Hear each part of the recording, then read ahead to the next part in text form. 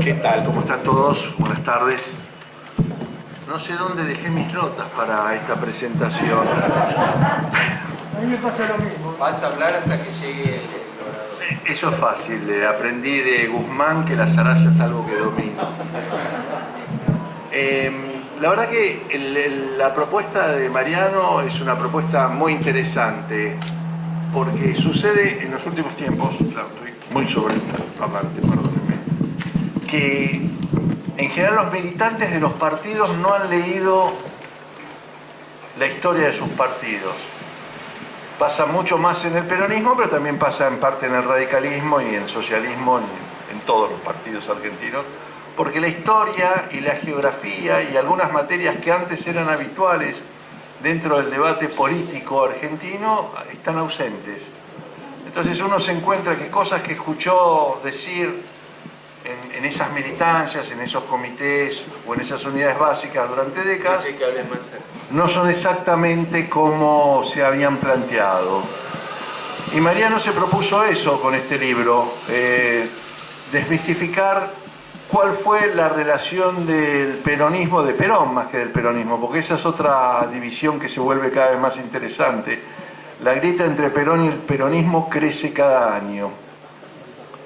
El kirchnerismo ha hecho una contribución sustancial a esta cuestión, al introducir algunos factores que me parece que hubieran horrorizado al general Perón. Por ejemplo, lo que yo llamo el castroperonismo, ¿no? La variante marxista del peronismo es una novedad absoluta.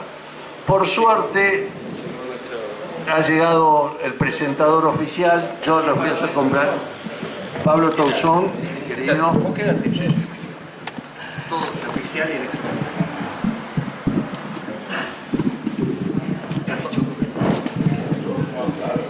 Bueno, ahora sí tenemos el acto completo. Vamos a darle la palabra aquí a las autoridades del club, pero antes de eso quiero yo agradecerle especialmente al embajador del Ecuador y a la cónsul del Ecuador que están aquí presentes. Muchísimas gracias.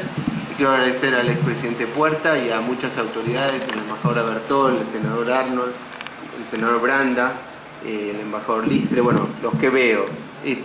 Le voy a dar la palabra a la autoridad del club, al doctor Punte, y después vamos a iniciar como corresponde.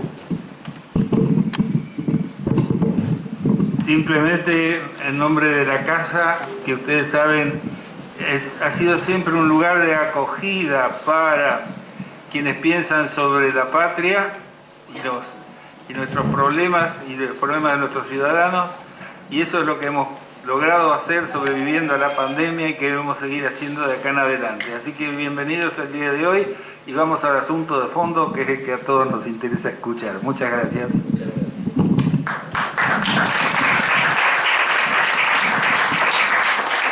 Bueno, gracias Mariano, perdón a todos por la demora, casi choco con el taxi, pero acá estoy. Y bueno, unas palabras preliminares sobre el libro, que algunas... Acá, ahí está. ¿Me escuchan? Sí. Voy a leer un poco, no es porque pero no quería olvidarme de nada, así que en base a la lectura del libro quería contarles algunas cosas antes de empezar a que el mismo autor hable y nosotros charlemos un poco sobre qué es lo que puede extraerse de su lectura. ¿Me escuchan ahí? Bueno, más allá de los méritos que tiene el libro como atemporales, ¿no? Es la pericia en la investigación, la agudeza de las ideas y la presión de la escritura que hacen que el libro realmente sea muy, muy placentero de leer. Hay algo que hace para nosotros hoy que este libro sea de una lectura importante, ¿no? Porque es un libro que interpela directamente a nuestro contexto histórico actual, ¿no? Los conceptos del libro, de este libro, dialogan todo el tiempo con la historia presente, la que estamos viviendo y haciendo hoy. De hecho, el abordaje de lo que Mariano llama el peronismo de la restricción, nunca mejor puesto que en este contexto. El peronismo, uno podría decir el peronismo de la restricción externa, el peronismo de la restricción política, el peronismo restringido que hoy vivimos. Un peronismo que en lo que cuenta Mariano, pero también en la actualidad, encuentra agotado su modelo de acumulación económica y su sustentabilidad interna. Claro, que es casi redundante aclararlo, tiene una extrema actualidad, ¿no? O sea, digo, es un libro que no es que está hablando de una cosa historiográfica, un capítulo más de la historiografía peronista, sino que es algo que en nuestro presente nos interesa y nos interpela, ¿no? Uno diría, una pregunta que subyace, ¿no? ¿Cómo lidia un movimiento esencialmente expansivo, como el peronista, con la idea misma de la restricción? Reconstruir ese peronismo originario y su giro pragmático constituye una sana provocación en un ambiente intelectual como el de hoy, tan dominado por los clichés y las ideologías que entran en un hilo de tweets, ¿no? La relación o la visión sobre el peronismo, que tiende a ser en esta especie de Argentina de la grieta un elemento más de, no solo de disputa, porque siempre lo fue, pero sí en el marco de un debate ideológico más bien de baja intensidad, ¿no? Que no es el que propone Mariano precisamente. El Perón que está en el libro de Causino, al cual describe además con precisión y sin velo ni algodones, ¿no? Ahí no hay un Perón rosa, no hay un Perón real, ¿no? En sus aciertos y también las profundas equivocaciones que ha tenido en ese momento, es probablemente el Perón más olvidado por el sistema político actual, a ambos lados de la grieta. Los unos porque prefieren un Perón amputado y mutilado, un Perón con traje de eternauta, ¿no? Un Perón nauta, hecho a la medida del registro histórico de esta época, una Biblia, pongo yo, a la cual le faltan más de la mitad de los evangelios. Y los otros porque también prefieren un Perón estratificado en sus peores defectos y equivocaciones, ¿no? Una reducción de su figura a la de un vulgar líder populista sin otro matiz, ¿no? Entonces el Perón, el resultado es que este Perón complejo, realista, contradictorio, sobre este peronismo y sobre este Perón se construye un cono de silencio que considero análogo al que después, décadas más tarde, caería sobre la figura de Carlos Menem, ¿no? Es este peronismo que no puede entrar rápidamente en las cristalizaciones que sobre el presente se hacen hoy y sobre el peronismo, ¿no? Un peronismo imposible de clasificar en las categorías más banales de nuestro debate ideológico contemporáneo. En síntesis, el Perón de Causino no es cómodo para nadie. Además, y en línea con los trabajos del historiador israelí Renan Rein, muy bueno también, Mariano nos habla de los nombres del peronismo y los hombres del peronismo, del equipo de los hombres y mujeres diría, pero como no hay ninguna, sería salvo una, ¿no? Pero que se va Perón, pero si no, pero el punto que me interesa acá es que Mariano habla de un equipo de Perón, ¿no? Diríamos hoy, de su gabinete y su rol en el debate político ideológico y del rumbo a seguir. En el libro de Mariano están Bramuglia, Remorino, Paz, pero también Miranda, Cerejo y Cafiero, ¿no? Nombres hoy bastante olvidados por el peronismo folclórico de restaurante temático de Palermo, ¿no? Donde solo parece que existe el líder y la masa, sin ningún intermediario y una serie de consignas vacías. Es un Perón sin peronistas, ¿no? Sin peronistas reales. Pareciera que solo hubiese un Perón que está en la plaza y después no pasó más nada. Entonces, en el debate que se da sobre esta especie de giro pragmático, hay efectivamente peronistas que están debatiendo, ¿no? Y esto me parece interesante en este punto del presente también. También Mariano nos cuenta en el libro el cómo y el porqué de esta autopercepción del propio Perón de los límites de su propio modelo, enmarcándolo en la evolución de un contexto internacional muy especial y único, el desarrollo y la construcción del sistema internacional de la Guerra Fría. Perón creyó y sostuvo ante propios y extraños, con firmeza durante los primeros años de este periodo, en la inevitabilidad de una guerra caliente entre los Estados Unidos y la Unión Soviética, pronóstico que creyó realizado en 1950 con el desencadenamiento de la Guerra de Corea. Esto es un dato central en el libro, y un dato central en la realidad, porque en la perspectiva que propone Mariano, este dato, esta especie de hierro histórico, sobredetermina mucho el modelo económico peronista de ese primer lustro, y se encuentra por motivos odios muy soslayados por la historiografía peronista, ¿no? Porque en definitiva no sucedió. Ahora, de cualquier manera en eso Mariano no le cae, digamos, con el diario del lunes, es una perspectiva que podría haber sucedido. De hecho, si uno lo piensa, las implicancias de las bombas atómicas en los conflictos bélicos, van precisamente la disuasión de los mismos, todavía eran brumosas para todo el mundo en aquel momento, ¿no? No es que se podía saber, pero la política argentina suele ser medio exitista y dice, bueno, Perón se equivocó, cosa que efectivamente sucedió, pero bueno, era una de las opciones cuando uno toma decisiones, ¿no? Pero se centra sobre todo en saber qué haría Perón en la medida que fuese descubriendo, sobre todo después de este empate coreano, que esta guerra muy probablemente no tendría lugar, ¿no? Si el tercerismo peronista suponía en alguna medida, en ese primer lustro, la garantía de un provechoso lugar neutral para la Argentina en el marco de una guerra, la consolidación de las instituciones de la bipolaridad y sus acuerdos de defensa, el TIAR, el que nos compete entre otros, ponen al peronismo ante la necesidad de elegir su bando en la gran disputa geopolítica mundial. Y Perón elige. En perspectiva histórica podría decirse que si Perón prefería siempre la ambigüedad deliberada que le permitía ocupar, como en términos de Clausewitz, ¿no?, el centro del dispositivo, puesto contra las cuerdas y al límite, siempre retornaba a su pertenencia y formación original. Se volvía a poner, literal y metafóricamente, el uniforme de teniente coronel.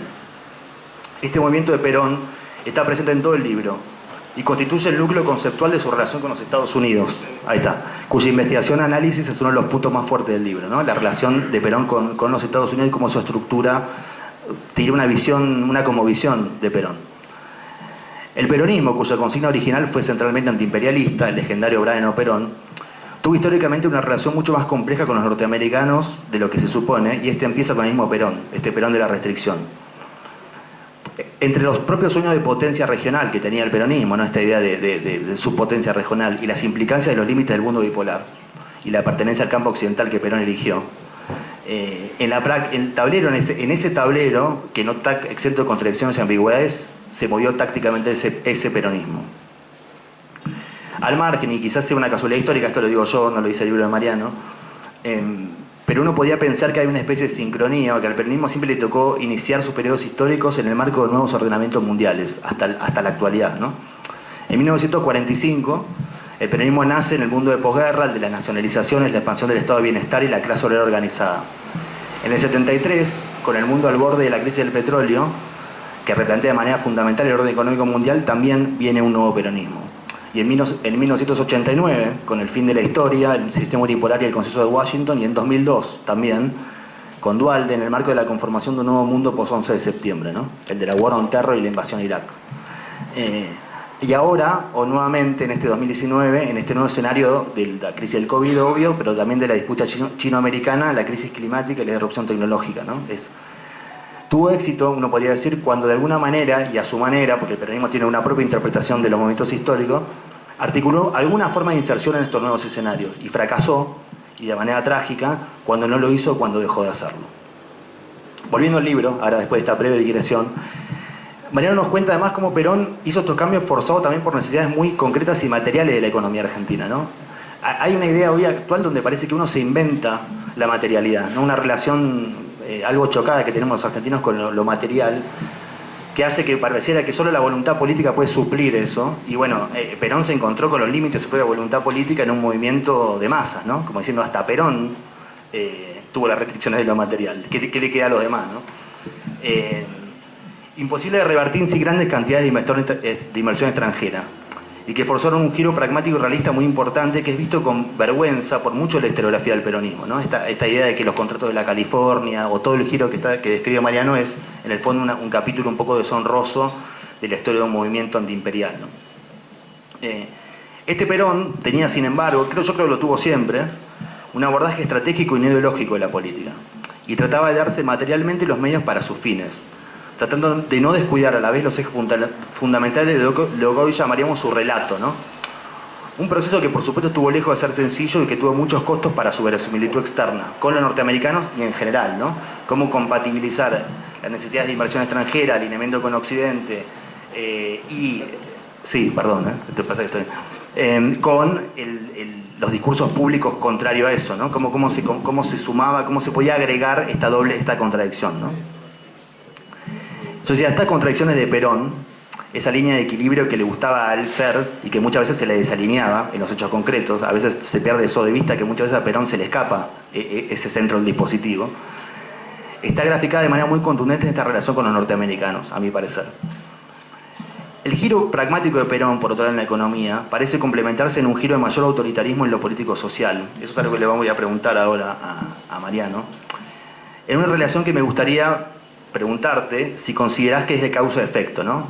Es decir, si en tu opinión hay una necesidad entre esta especie de creciente autoritarismo del peronismo y el giro, ¿no? Si uno se necesita al otro o no, o si son simplemente sincrónicos.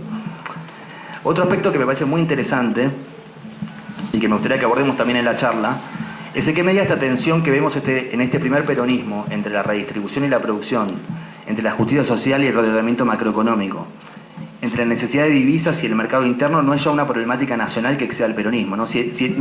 No nace en este punto una especie de conflicto que nos recorre hasta el día de hoy. Lo vemos en las críticas, esto es muy interesante en el libro también de Mariano, las críticas que recibe Perón por su giro pragmático de parte de la UCR y de Frondizi mismo, ¿no? Que lo corren, como diríamos, por izquierda o lo corren por nacionalismo al mismo Perón.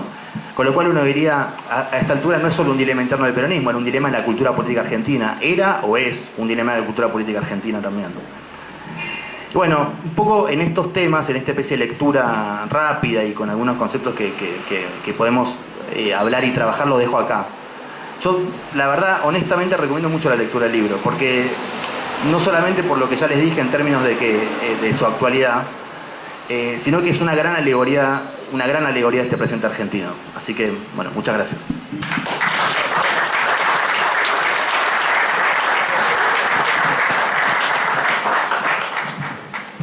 Así que yo arrancaría por ahí. ¿Cuál es la relación que ves vos entre esta... Vos describís muy bien en el libro la situación en donde, vos decís, Perón no cae por la economía. Perón el giro pragmático da resultado en términos económicos y ya después del año del pan negro, ya en el 54-55, hay una recuperación. Sin embargo, pareciera ser que los conflictos políticos del régimen se multiplican, cosa que es una especie de contraintuitivo, porque uno diría, el conflicto con la Iglesia está potenciado porque una fuga hacia adelante, por ejemplo, de las restricciones económicas, sino que aparentemente hay una disociación. Entonces quería ver cómo veías eso vos. Muchas gracias. Bueno, primero yo creo que Perón cayó porque tenía que caer. Es decir, las cosas en algún momento de alguna forma tienen que terminar. El conflicto con la Iglesia es inexplicable, pero aún un líder de esa capacidad se metió en un conflicto innecesario, equivocado, porque la verdad es que el partido demócrata cristiano que estaba en nacimiento no era significativo en la Argentina. Ahora sí es cierto que Perón había estado en Europa y que en Europa sí era importante, en el año 53, 54, 55. Entonces es dable suponer que se haya asustado con ese fenómeno. Con respecto al autoritarismo, bueno, a ver, hay muchas interpretaciones. Visto retrospectivamente y visto por Perón incluso, los dos gobiernos primeros de Perón fueron más autoritarios de lo necesario, indudablemente. Fue un error, es decir, no era necesario ese nivel de autoritarismo. El propio Perón lo reconoce en esa famosa frase que dijo en Madrid 1000 veces de que cuando llegó al poder tenía todos los medios en contra y cuando lo derrocaron tenía todos a favor y perdió el poder igual. Hay una interpretación que ofrece Muinio, que está por ahí, que dice que la dirigencia peronista, la idea de cómo al radicalismo lo habían volteado en el 30 pudo haber influido en la idea de que no había sido suficientemente fuerte esa experiencia de un gobierno popular y que entonces eso reforzó esa idea. Hay otra interpretación que suele decir aquí nuestro amigo Ramón Puerta, que es la idea de que cuando Perón llega al poder había muy pocas democracias realmente en el mundo y que entonces hay que entenderlo en ese contexto de la época. Otros sostienen que Perón finalmente era un hombre con una tendencia autoritaria. Ahora, yo en este libro traté de ser lo más objetivo posible, traté de hacer un libro que no sea un libro ni peronista ni antiperonista. Yo creo que Perón era un hombre de su época, obviamente, ¿no? En esa época no se pueden aplicar los criterios de hoy. De hecho, cuando Perón vuelve, tiene otra visión. Pero la violencia política se fue instalando y fíjense, no se puede olvidar los bombardeos del 16 de junio y después los fusilamientos. O sea, lamentablemente ahí hubo una espiralización de la violencia muy negativa. Perón tuvo discursos muy violentos, tuvo discursos muy jorobados, como el del 5x1, pero Perón nunca ejerció Perón, por ejemplo, en el 51, con la sublevación del intento de golpe de Estado de septiembre, del 28 de septiembre, él pudo haberlo fusilado eventualmente y no lo hizo. De modo tal que Perón tenía expresiones muy duras, pero en los hechos no lo era tanto. Y después la segunda pregunta, un poco en orden de lo que había dicho cuando recién, era en qué medida había una parte de lo del discurso peronista o el giro pragmático en donde Perón lo tuvo que hacer más solo de lo que parece, que por cuestiones relacionadas a la cultura política, esta idea de las nacionalizaciones como el sentido común, al final no era solo el peronismo, y porque la oposición no le quería o no le quería creer el propio giro pragmático, al final es como que a ese giro le falta una constituency, diríamos hoy. Sí. Le falta como ¿quién apoya eso? Digamos, en un plano interno, porque en el plano externo vemos que Estados Unidos sí, o que por lo menos él arrima, trata de que eso sea graficado así. Pero en todo caso, uno diría, ¿en qué medida el giro pragmático, realista, de ordenamiento macroeconómico no tiene un sujeto que lo sostenga, ¿no? Sí, sí, de hecho, por ejemplo, a Perón, cuando Perón hace un acercamiento a los Estados Unidos y se oponen los radicales, y se opone un sector del peronismo también, pero los radicales fueron muy reticentes a eso. De hecho, el Partido Radical en aquella época tenía un discurso y una plataforma, la Declaración de Avellaneda, por ejemplo, que era más estatista que la propia propuesta peronista.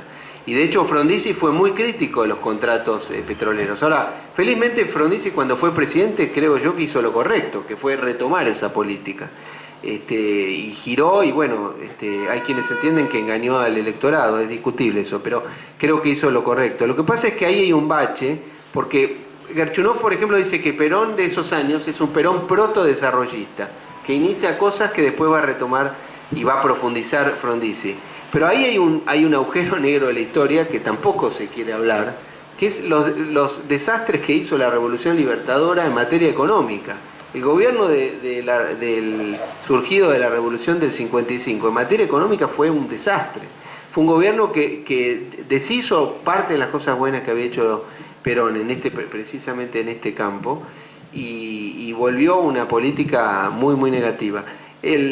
Ahora, entre las políticas estas que insinuó Perón y que de alguna manera las pudo ir planteando y que después Frondizi las pudo plasmar, la verdad es que la Argentina tuvo en la década del 60 la mejor década de la segunda mitad por lo menos hasta la recuperación democrática, claramente es el periodo más positivo y muchas de las políticas esas las continuó el gobierno, algunas sí, a pesar de que anuló los contratos, e incluso el gobierno militar, ¿no? del 66. Ahora, lo último, vos hablabas de Perón con Estados Unidos. Con Estados Unidos, Perón, el giro proamericano de Perón es muy notable en los años 50 en adelante, pero en los años 47, 48, 49, Perón también intentó tener buena relación con la administración Truman. Y el caso más evidente es la Guerra de Corea.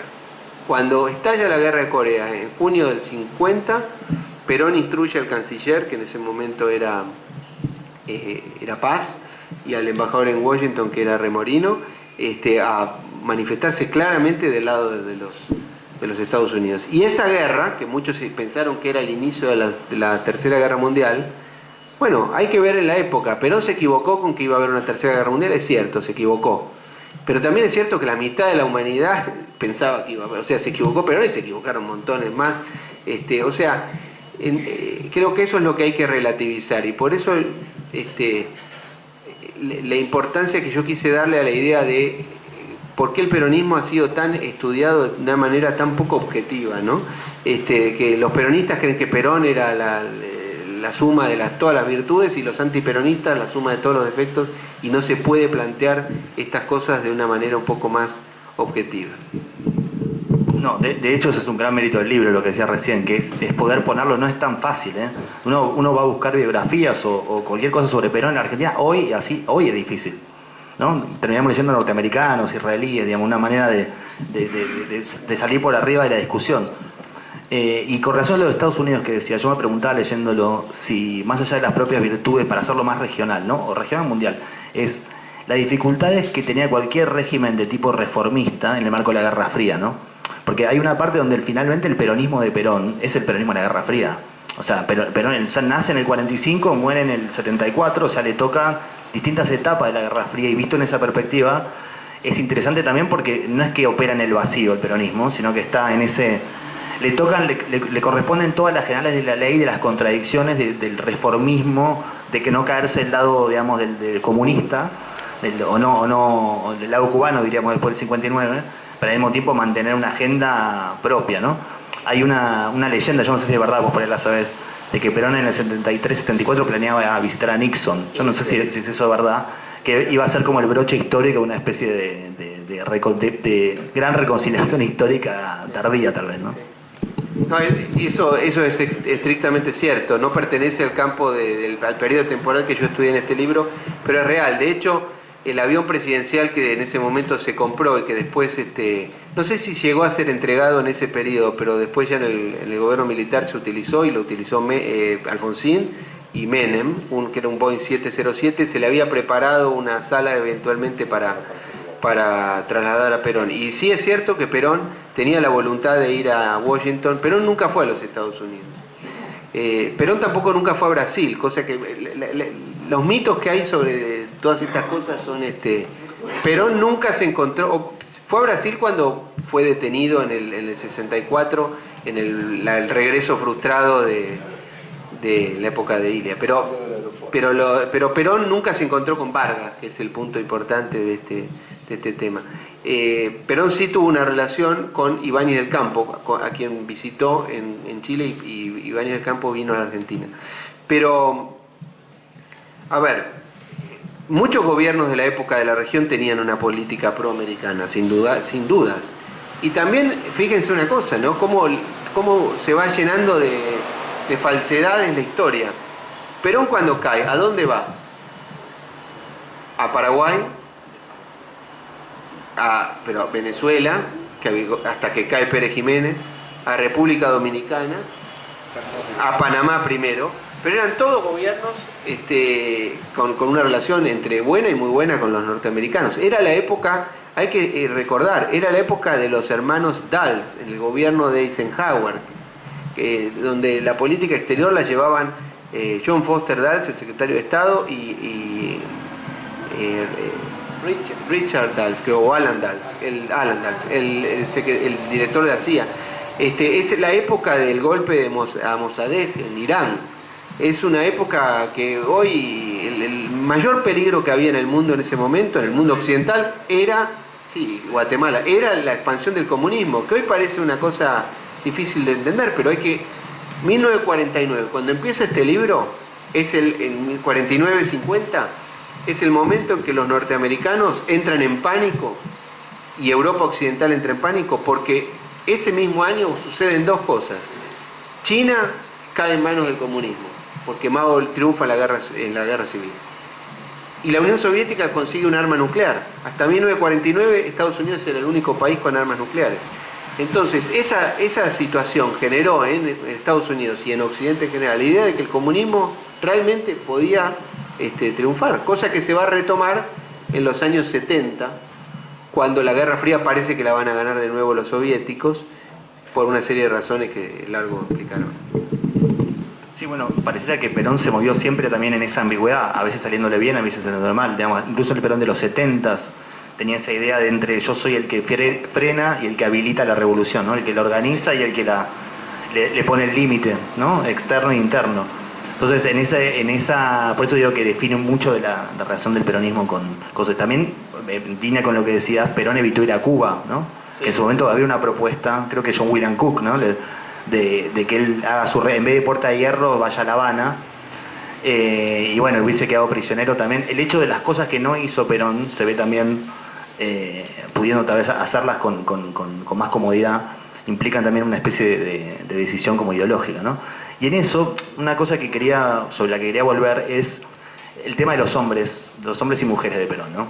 Cómo dentro del gabinete se jugaba este conflicto, esta disputa, esta contradicción. Si vos pensás que en la designación vamos señalando cómo van cambiando el gabinete, ¿no? Si ahí vos ves una línea ahí, son solo ejecutantes, proponen. ¿Por qué cambia? ¿Él cambia a tono con las políticas que quiere hacer? ¿O al revés, digamos? ¿O tiene una dinámica que no tiene nada que ver, que tiene más que ver con cosas internas del peronismo gubernamental y no con líneas ideológicas dentro del gobierno? Bueno, en dos áreas fundamentales que trata el libro y que estudia este tema son la economía y la política exterior, ¿no? En materia económica hay un cambio fundamental porque que se llamaba algo así como el zar de la economía peronista, Miranda, es sustituido por un equipo económico muy diferente, con Gómez Morales al frente y otra serie de ministros, en enero del 49, porque Perón se da cuenta que la ecuación económica argentina a fines del 48 ya no funciona más, porque el triángulo económico que tan bien estudió Escudé en su momento, entre Estados Unidos, Inglaterra y la Argentina, se había vuelto negativo para la Argentina, que había sido tan positivo antes, se había vuelto negativo. Pero lo que tiene de interesante ahí Perón es que yo creo que sí, eso es una enseñanza para para el peronismo y para los argentinos en general en el presente y en el futuro, es que no se aferró a una idea, porque vio que no funcionaba y cambió, y en eso hay que reconocer el mérito de esa acción. Como también yo creo que es muy positivo, como decía antes, que Frondizi se haya dado cuenta que no servía lo que había escrito, y había escrito un libro, y bueno, y lo cambió. Pero ¿qué tiene que hacer un gobernante? ¿Aferrarse a sus ideas previas o hacer lo que tiene que hacer? Por eso yo a veces veo que ahora, recientemente, en el presente que tenemos, hay veces que los presidentes nombran un ministro, no funciona y en vez de cambiarlo se aferran. ¿Cuál es el sentido que tiene esto? Se transforman finalmente los presidentes en fusibles de sus ministros, cuando tiene que ser exactamente al revés. Y esto le pasó no solo a este gobierno, ¿no? Sino, bueno, entonces, ¿qué es lo que yo creo que ahí... ¿Por qué tiene sentido escribir un libro de historia, ¿no? Porque finalmente, si no, es un... Estos libros sirven si invitan a reflexionar sobre el presente, sobre el futuro. Las segundas líneas del peronismo. Hay una idea extendida que en algún sentido es cierto, que Perón se deshizo de personas que habían sido importantes al inicio de su gobierno. Por ejemplo, uno es Mercante, eso es real. Ahora, Mercante no interpretó bien a Perón, ¿no? Cuando se produce la reforma constitucional, es un tema largo, está analizado allí, pero Mercante se confundió de alguna manera, los hechos llevaron a eso. Ahora sí, Perón probablemente haya cometido un error con la reelección, tal vez sí, no sé, hay que discutirlo, pero quizá la reelección no le sirvió ni siquiera a Perón. Quizá la reelección no es buena en un país como este. Ahora, por ejemplo, los dos cancilleres que tuvo después el primer canciller fue Bramuglia. Los dos que vinieron después, Bramuglia era de origen socialista. Los dos cancilleres sucesivos, uno era nacionalista, Paz, y otro era conservador en su origen, Remorino. Remorino había sido secretario de Julio Roca Hijo, del vicepresidente de Roca. Dicen que Perón en una ocasión Remorino le dijo a Perón, bueno, pero usted lo tiene a Cook, que es de izquierda, es un zurdo. Dice, bueno, para eso lo tengo usted. Ahora, Perón también lo cambió en un momento a Cook por Remorino como delegado. Ahora, Perón, dice acá Perón lo que nunca fue en su vida, cambió muchas veces, pero hay dos cosas que no cambió nunca. Eso lo dice Emilio. Una es la condición de militar, de hombre de Estado, que nunca... Sí, que nunca, por eso Perón se resistió en el 55 a alargar milicias populares. Y la otra es su condición de anticomunista. Es verdad, Perón vivió en la Guerra Fría, pero en la Guerra Fría Perón siempre entendió que la Argentina pertenecía al hemisferio occidental y que la potencia decisiva eran los Estados Unidos. Eso no lo dudó nunca. Tenía un sentido del realismo total. Ahora, todo esto fue ocultado en los años siguientes porque... Cuando Perón pierde el poder y cuando ya después está en Europa y sobre todo al final de su exilio, a Perón le convino cambiar un poco su discurso, o bastante, y eso contribuyó también a este periodo esconderlo, y por eso es tan útil para muchos de la gente que está hoy que se ha apoderado del peronismo, ¿no? A través del kirchnerismo, ocultar este periodo. Ese elemento es muy interesante también, que es la posibilidad de un giro pragmático, ¿no? Uno diría que parte del acervo del peronismo incluye con esta idea de una percepción estratégica de la política, donde los medios son menos relevantes que los objetivos. Como yo dijese, bueno, mi objetivo es sacar de los 50% de pobres, sacar al 25% que vuelve a la clase media. Y bueno, haré medidas de derecha o de izquierda. Lo importante es el objetivo más que casarse con la herramienta. Y uno ve eso más o menos sistemáticamente. Menem es la expresión máxima de eso, ¿no? Como si fuese diríamos, la autonomía de lo político, ¿no?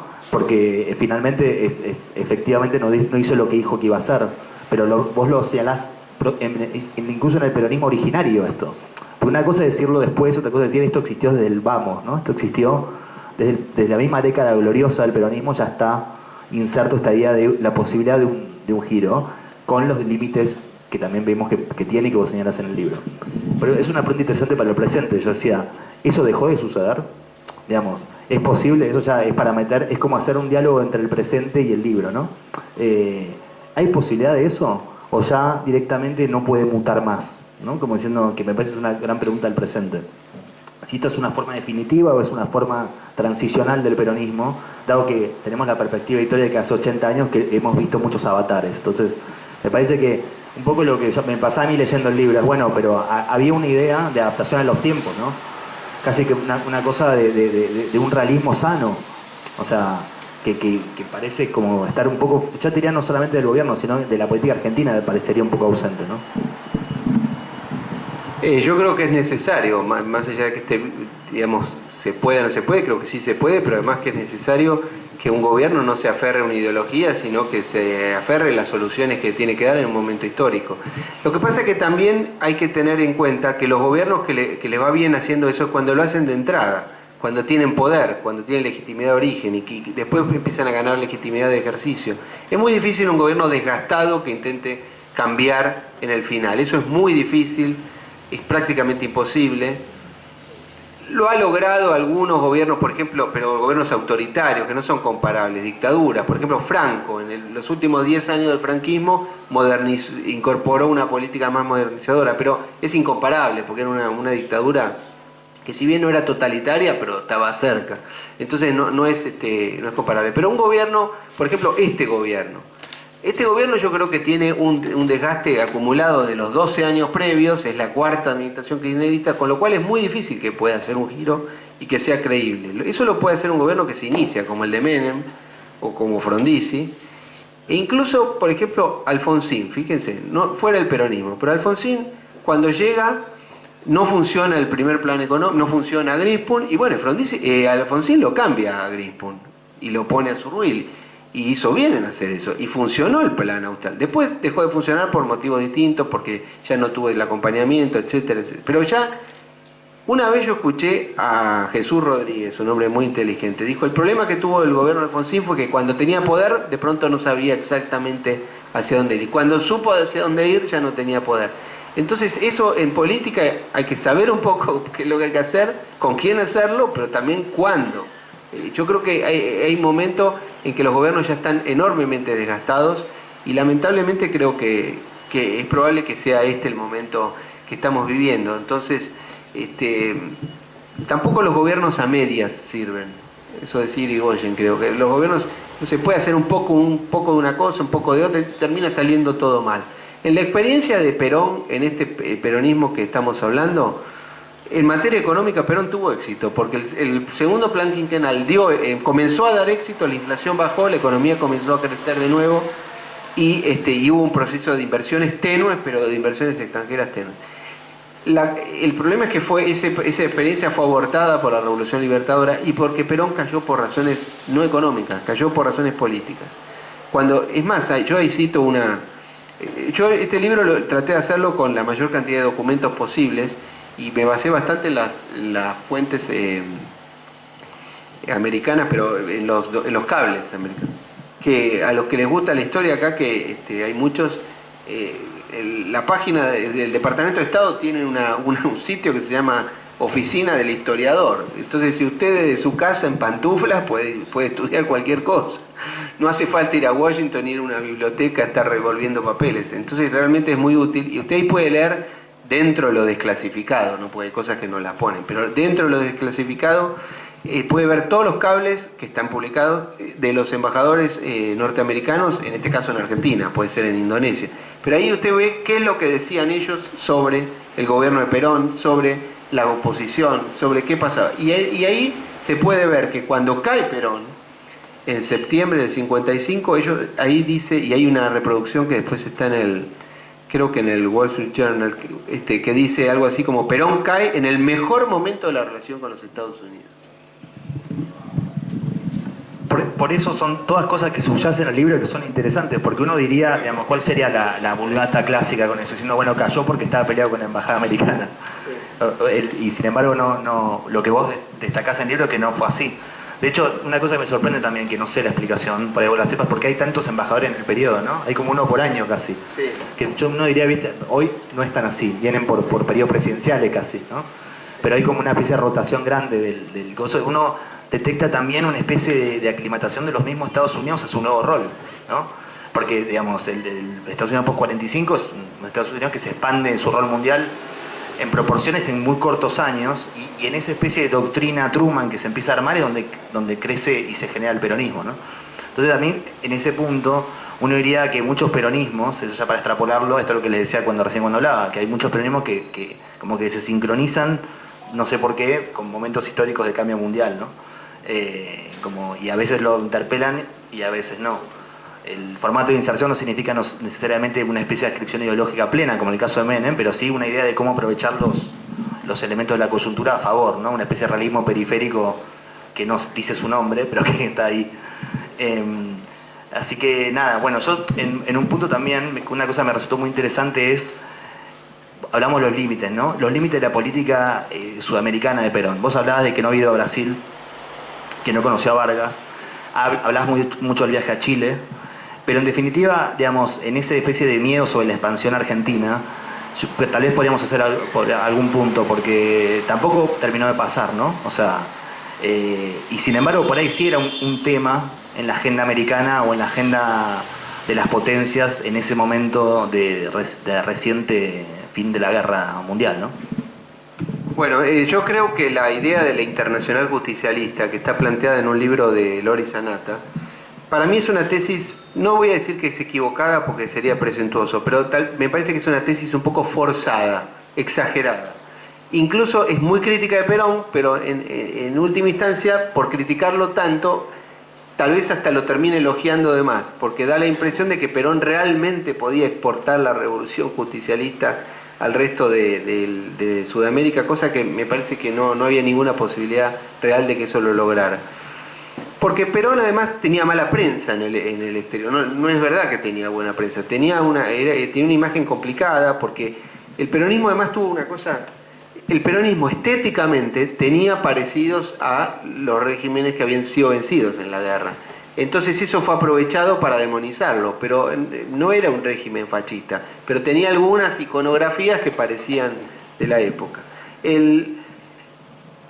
A ver, yo creo que Perón intentó retomar la idea del ABC, que era una idea muy anterior, que se había intentado en el final del régimen conservador, que había impulsado Río Branco en el Brasil. Perón no se encontró con Vargas, entre otras cosas, porque si bien coincidieron, porque Vargas vuelve al poder en el 51, pero dura poco tiempo y no llegan a encontrarse. Dicen que el canciller de Vargas era muy anti-argentino y muy antiperonista, y además Vargas ya estaba en una política totalmente proamericana en ese momento. Acuérdense que Brasil participó en la guerra años antes, consiguió el financiamiento para Volta Redonda, y el canciller brasileño, Arana, se había vuelto totalmente proamericano. Entonces, la Argentina, también hay que pensar una cosa, la Argentina hasta ese momento era el país más importante de Sudamérica, hasta la época de Perón. Dejó de serlo en los 60, cuando Brasil lo superó y ya después nunca más. La Argentina era un país mucho más importante que es hoy, mucho más. Entonces, en la cabeza de Perón, o de Justo, o de Irigoyen, o de cualquier líder de la primera mitad del siglo XX, bueno, era el presidente del país más importante de Sudamérica. Esa era la Argentina. Hoy la Argentina es un país que ha disminuido en términos relativos. Es un país que hoy la economía argentina es tal vez menor que la colombiana. Esta es la verdad. Desgraciadamente, por mérito de los colombianos, pero sobre todo de mérito nuestro.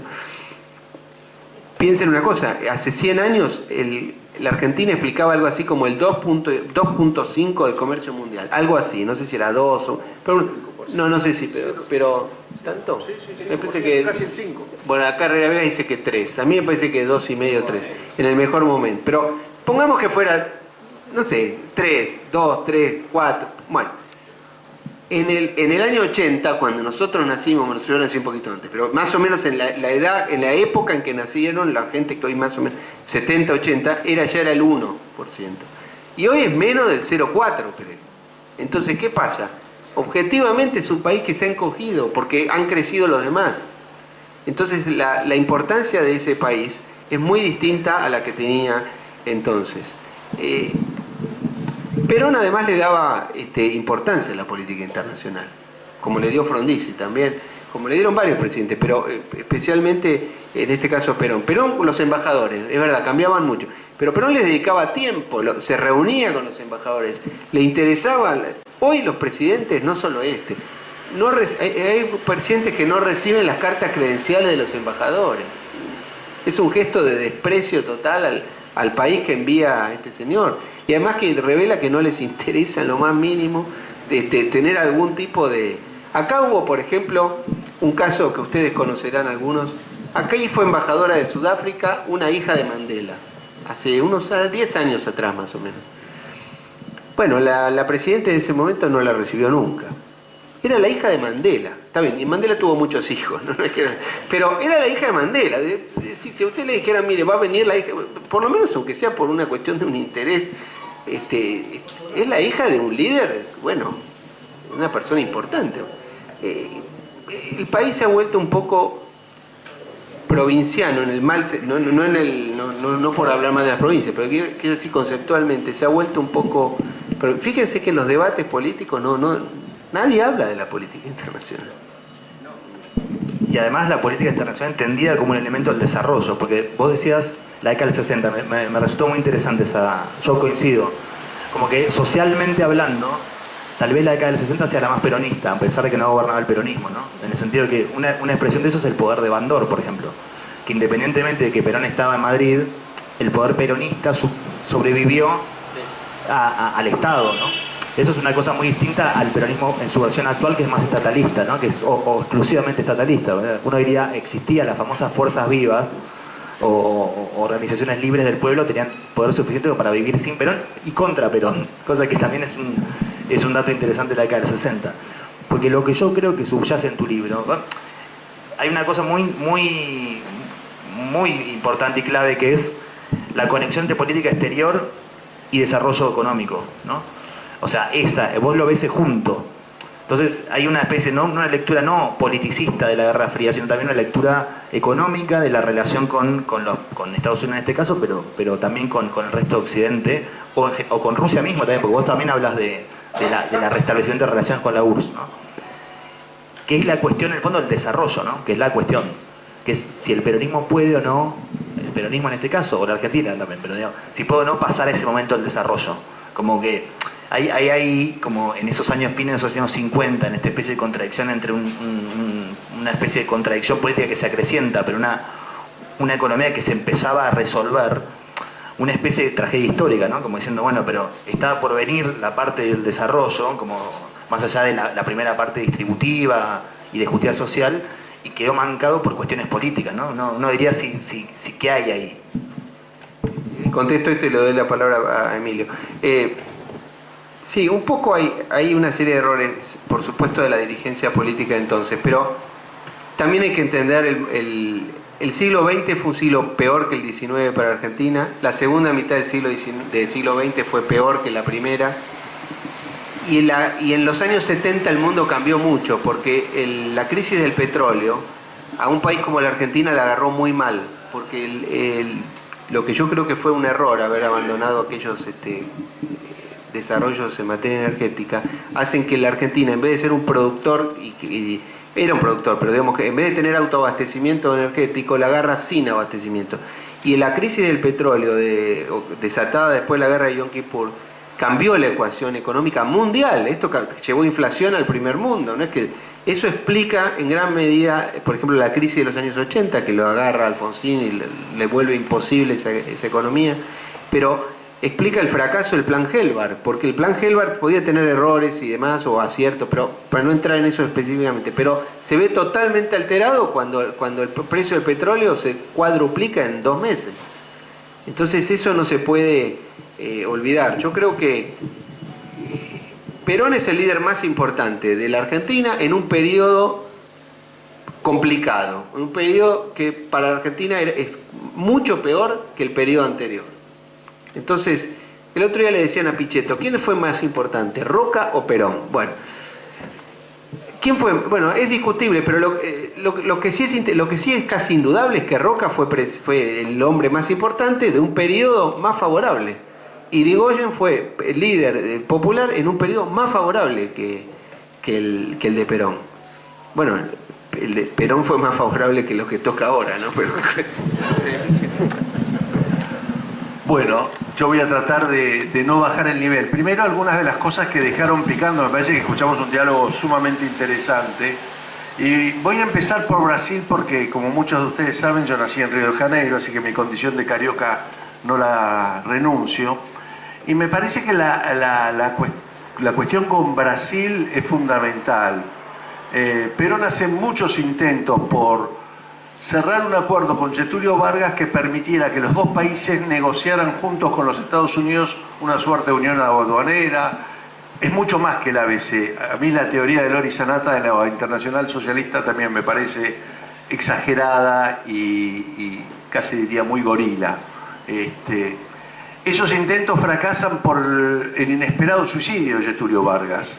Y el suicidio de Getúlio Vargas coincide con el peor momento del conflicto de Perón con la Iglesia. O sea, la cabeza de Perón estaba, y ahí el gran libro me parece que es el de Alberto Gershunov, no, Pablo Gershunov, que es La Caída. La Caída plantea esta hipótesis y algunas de las cosas que Gershunov cuenta en ese libro las contaba mi padre en privado y las cuentan Detrás de la Crisis, porque como él vivió esos 5 años en Brasil, había conocido muchos de los protagonistas.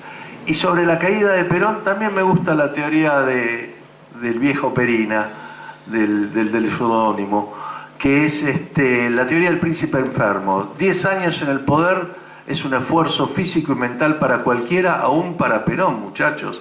Esto se lo digo a los gorilas que consideran que Perón es un Superman que todo lo puede, y se lo digo a los peronistas que también consideran que Perón es un Superman que todo lo puede. Perón estaba en el poder desde el 43-44 y estamos hablando de que lleva 11 años en el poder y creo que estaba enfermo y que además había tenido un montón de disgustos y, como dice Mariano, no cae por las buenas razones sino por las malas. Está claro que tenía el mejor acercamiento con los Estados Unidos, porque un detalle que no quiero dejar escapar es que el hotel en el cual él se va a vivir en Colón, en la ciudad de Colón, en Panamá, es un hotel de oficiales de la CIA, es donde mandaban de vacaciones a los oficiales de la CIA. Así que tenían claro los americanos que lo estaban... Y la forma en que él sale de Venezuela, un poco raspando, donde su vida corre en peligro, también fue un salvataje que le hacen los americanos. Así que los americanos no quisieron eliminar a Perón. Cuando los americanos quieren eliminar a alguien, han demostrado a lo largo de la historia que tienen métodos muy eficaces y Perón en ese sentido tuvo vulnerabilidad muchas veces. Un error histórico habitual es decir que Perón tuvo una gran época en el comienzo de su gobierno. Y acá yo vengo marcando en los últimos tiempos, Perón cuando llega en febrero del 46 a la presidencia se encuentra, es verdad, con un banco central repleto de oro. Ahora es un problema de stock. Era todo oro acumulado durante la guerra. La guerra había terminado el año anterior y el principal cliente de la Argentina, Inglaterra, estaba absolutamente quebrado. Los productos argentinos ya no tenían mercado. Estados Unidos boicotea a la Argentina, Estados Unidos retoma la industria de la paz. O sea, en el momento en que Estados Unidos empieza a fabricar barcos, aviones, tanques, la industria argentina puede vender heladeras Siam a Uruguay, a Chile, a Colombia, a determinados países latinoamericanos. Cuando Estados Unidos retoma su producción masiva de cocinas, de heladeras, de televisores, de lavarropas, y bueno, se le hace un poco más complicado a esa industria competir porque la calidad no es la misma y los precios no son los mismos. Con lo cual, la Argentina de Perón tiene un problema a solucionar, que es que el flujo está totalmente cortado. Y esto Perón lo advierte tal vez en el año 48-49. Y ahí la pregunta es, ¿por qué no hizo el cambio antes? Y curiosamente Lori Sanata en el libro sobre Evita esa pregunta se la hace. Y le atribuye mucha responsabilidad a Evita, que sostenía a Miguel Miranda, sostenía a un ministro de Economía que por razones personales, familiares o de gusto, le resultaba más afín. Lo otro que me hicieron recordar es que este mismo domingo, en este tipo de situaciones que se repiten y que creo que el libro de Mariano, como los comentarios que ha hecho Pablo, contribuyen a arrojar nueva luz, un gran analista político del diario Nación cita a Javier Cercas, no, Javier Marías. ¿Cuál de los dos? Ahora Javier Marías, sí. Y refiere a la gran amistad de Perón y Franco, un gran mito, cabe recordar que Perón llegó en el 61 a Madrid y lo vio a Franco 2 veces, el día que llegó y la semana en que se fue. Así que tan amigos parece que no eran, porque no tuvieron ningún encuentro. Y como cuenta Mariano en su libro, el acercamiento que en algún momento Perón hace hacia la España que está bloqueada, lo hace precisamente para vender productos. No es que le regalamos el trigo, muchachos. No fue una generosidad de la Argentina, era una conveniencia para los españoles y para los argentinos. Yo entiendo que para muchos españoles recibir trigo cuando se está muriendo de hambre queda como un recuerdo extraordinario de lo que la Argentina aportó, pero la verdad de la milanesa es que ese trigo se pagó y se pagó caro, no se pagó barato. O sea, ahí hay varias cuestiones que tienen que ver entre la relación entre Franco y Perón. No había casi afinidad, como no la hubo en realidad si uno analiza entre los líderes del eje, pero eso nos lleva a otra discusión. Había enormes diferencias.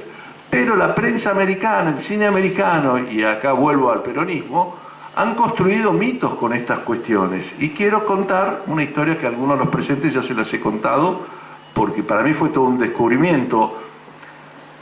La reelección de Estados Unidos por Brasil se produce mucho antes de que Perón llegue al poder.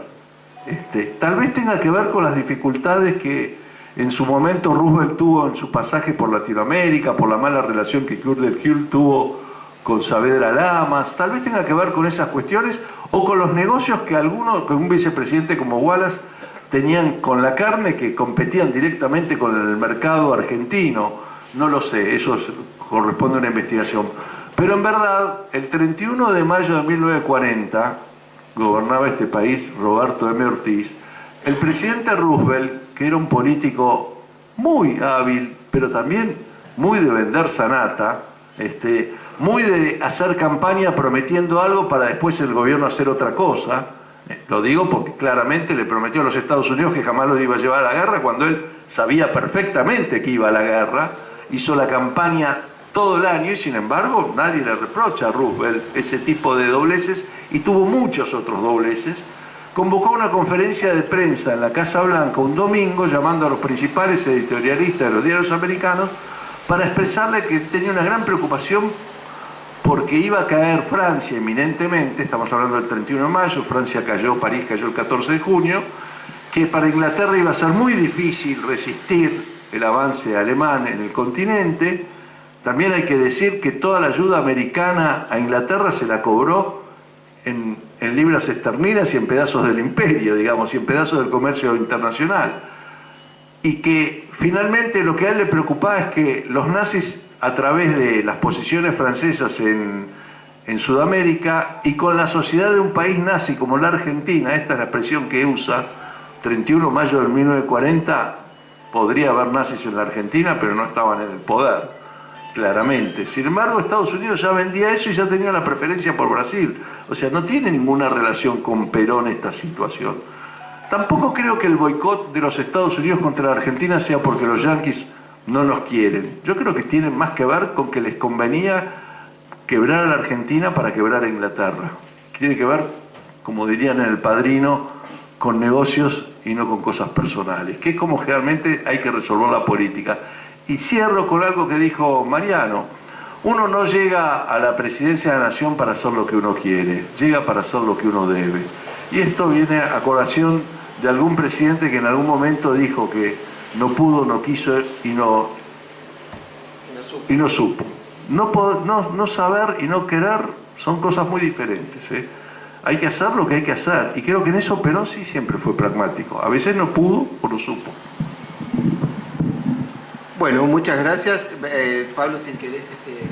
No, nada más recomendar una vez más la lectura del libro, porque además interpela mucho a la actualidad en el sentido de esto que yo lo que le pregunté, que es una pregunta que tengo yo que no sé quién la puede resolver, que si el peronismo todavía puede mutar, si todavía puede, o si es una versión más definitiva, ¿no? Que si todavía puede hacer, que si existen los anticuerpos para generar una nueva interpelación con el presente, o es ya definitivamente un partido ideológico y bueno, ahí quedó, ¿no? Eso es una pregunta.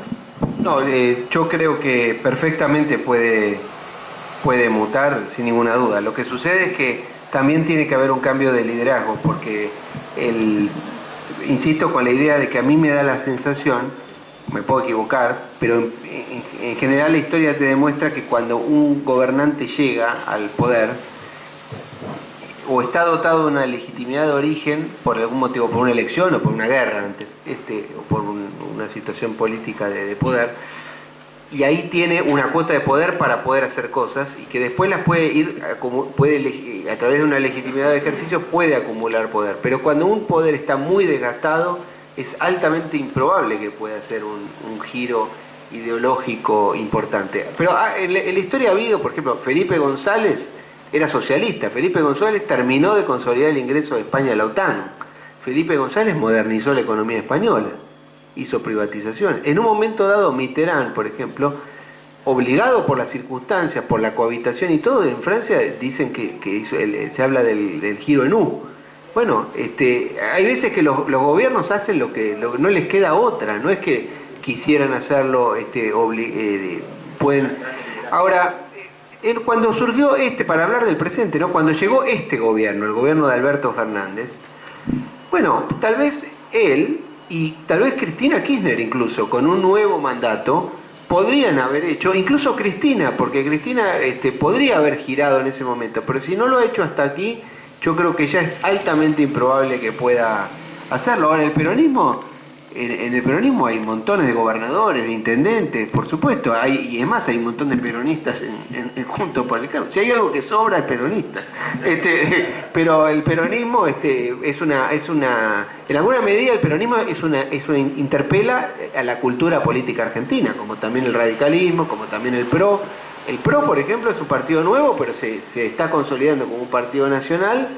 Y bueno, el PRO tiene una cultura política que es parte de la cultura política argentina también. Tampoco es tan distinta. Tampoco el radicalismo es tan distinto.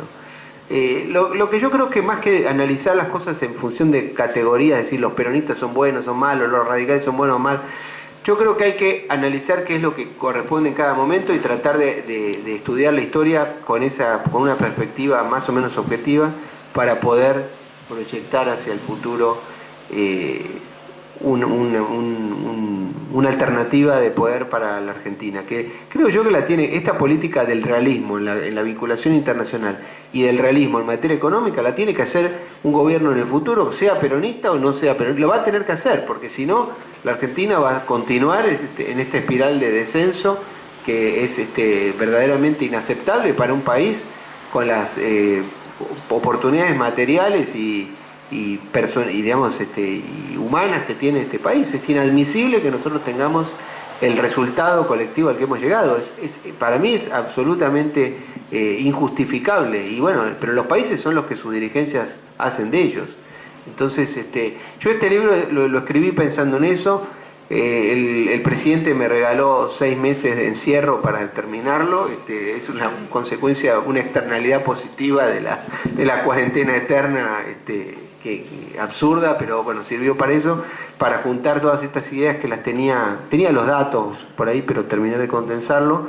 Y bueno, yo lo hice pensando en las generaciones más nuevas, ¿no? Creo que vos y Zapata, que está por allí, Rodríguez, ahí está Agustín Pérez, está Leandro Goro, Facundo Chidini, está Rocha, por ahí está Sofía Paglia, son gente de las nuevas generaciones, que a mí me parece que yo quise hablarle fundamentalmente a todos, pero pensando en esa generación, que ojalá no esté tan ideologizada, que no esté tan llena de odios y de rencores, y que se han comprado historias de sus padres o sus antepasados, que entiendo, yo el dolor lo entiendo perfectamente, lo entiendo en la medida que puedo entenderlo, porque también es cierto que si uno no ha vivido esa experiencia no la puede procesar totalmente, pero creo que no sirve cuando una dirigencia política está basada en el odio y en la que la virtud de la militancia está asociada a si tenés un pasado trágico. No, con eso no alcanza. Y bueno, no quiero hacer nombres, pero creo que hay un sector de las nuevas generaciones políticas argentinas que están enfermas de eso. Por eso me gusta tanto lo que hacen ustedes en Panamá y por eso yo te pedí que vos presentaras este libro. Gracias.